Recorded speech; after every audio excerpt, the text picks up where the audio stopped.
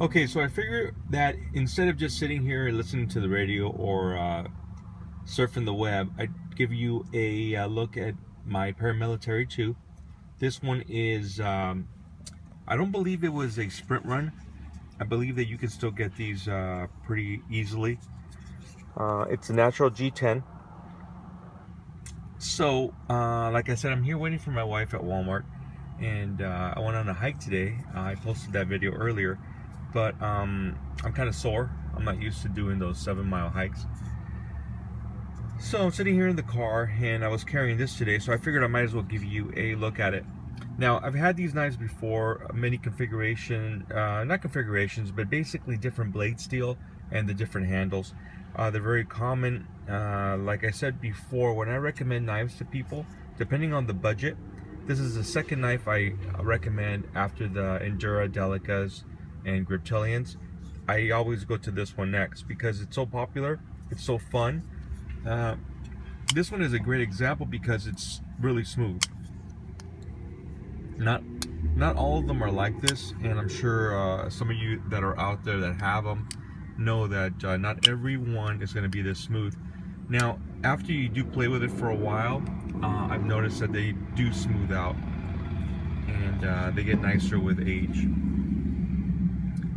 So let me see if I can give you a closer look at it.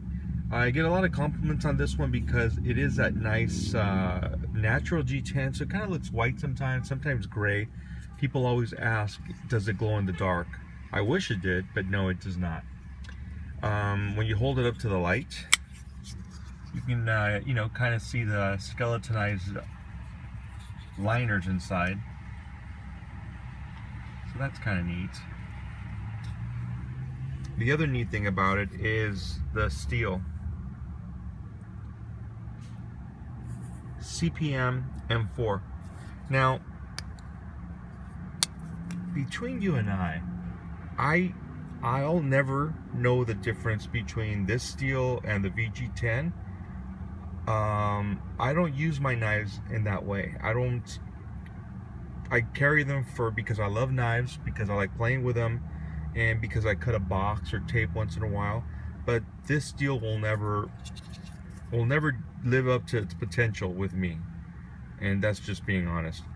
Also, I paid over I remember the exact amount, but you're looking at about 150 bucks for this knife, right? And it's not something I'm going to be using for hard cutting. I have other knives for that purpose. So, just knowing that you do have the knife and it is cool steel, it's kind of like a cool factor to it. Now, this one, if you notice, it has, look how dusty it is. This one, if you notice, does have this numbered etching on it, 045V. When I first got it, I asked people about it, and I finally did find it on the forums. Basically, they make certain amount of knives, and those go to the first, mostly for collectors and dealers who are on their list. Something like that. If you know something different, go ahead and comment on the bottom. I just wanted to give you a look at it. The grind lines are kind of cool. It looks very nice. All the Spydercos I've always gotten are pretty sharp. The centering on this one is awesome. Not all of them are like that, and I'm sure that those of you that are out there and have owned paramilitaries before know that not every knife is perfectly centered. Sometimes you got to tweak the pivot. Now, this one I haven't touched it, and normally I try not to touch it because I know that Spyderco is now using their red Loctite, so I don't want to mess around with the screws. I don't want to take a chance that I'm going to strip one, so I really try not to touch it. The only thing I do is reverse the pocket clip. I do like the tip-up carry, so normally that's the only thing I do, and I'm very careful because I don't want to strip the screws. Now, Spyderco has always sent me replacement stuff. They've always been very, very nice to me. If you look at my old videos, I had problems with my Southern, like many people have, and they took care of it. I mean, they sent me the bearings, they sent me the washers, and they didn't charge me for them, which was very, very nice of them. not everyone has had that experience. My cousin had a tenacious that he had taken apart.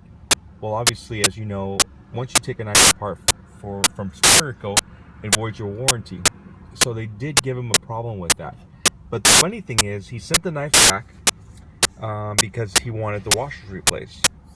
They returned the knife sharpened, of course, and he took the knife apart just to take a look at the washers, and they were the exact same washers that he had sent the knife in with.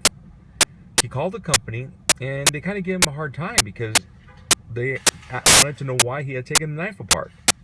But if he hadn't taken the knife apart, he wouldn't have found out that they didn't replace the washers. And they didn't, because he had pictures of the washers before he sent it in.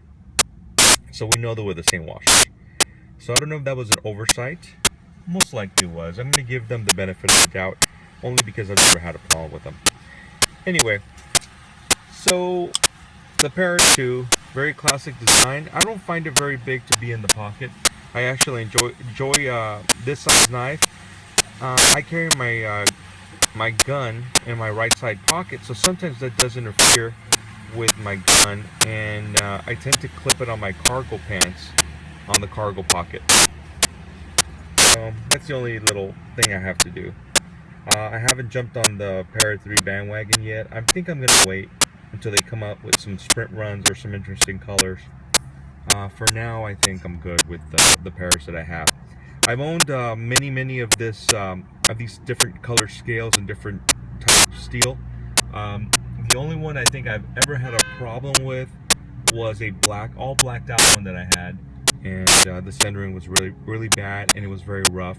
I have a feeling that was a problem with the blade, and that's what was causing that whole issue. Anyway, that has been traded a long time ago, so I don't have to worry about it for now. Alright guys, hope you enjoy looking at this knife. If you are interested in paramilitaries, you probably have this already. Alright.